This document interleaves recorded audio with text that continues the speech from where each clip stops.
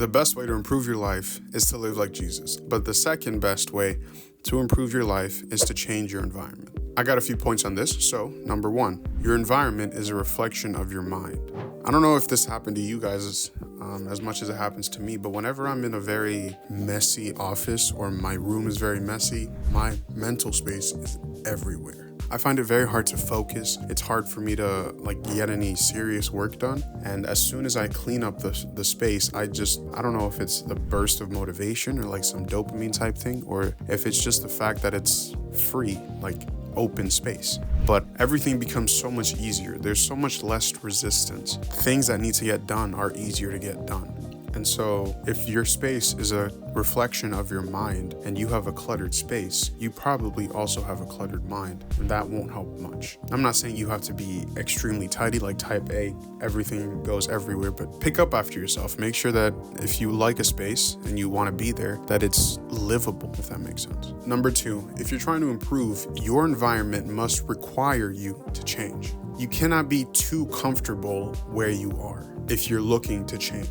Because once you get too comfortable, you lose that drive, that thorn in your side pushing you to change things. Let's say you make enough money, there's nothing pushing you to get more money. Let's say you have a family and that family is set for life. You guys won the lottery. A lot of times you'll lose motivation to continue going and working. You'll just retire. And that's usually why, first, very few people genuinely stay retired. When they stop doing their normal career, they kind of pick up another pseudo career. Probably doesn't pay them, but it's still something that keeps them occupied. It's something they can improve on, some environments that they can change in. And on the flip side, you cannot be too uncomfortable because then you lose motivation. When something is too difficult and you can't overcome it, you kind of just I can't do this anymore. Let me stop. It's a similar effect in the flow state. I don't know if you guys know about the flow state, but to get into the flow state, you need to find something that you like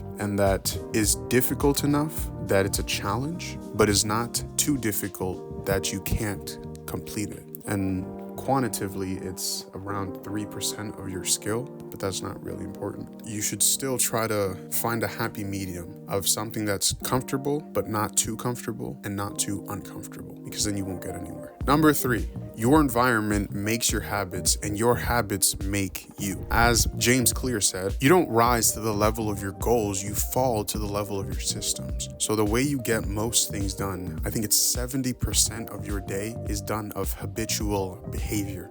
Things you just do regularly every day without necessarily thinking about it.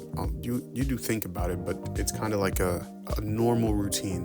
Everything around you affects what you're doing. And so let's say you're playing too many video games, but your console is right there, the controller is ready to go, and the TV's already on. It's so much harder to not play video games in that situation, as opposed to, let's say, your console is in another room or put away, or the TV's disconnected, or even better, your console's not there at all. Maybe it's at someone else's house, or you don't have one at all. It becomes significantly harder to play video games in those cases, and vice versa as well. Let's say you want to learn guitar, you want to make a habit of playing guitar. It's much easier to every day play guitar if the guitar is in your room or in your living room where you hang out every day. Let's say you have a guitar stand and now you're playing, as opposed to having to open the case.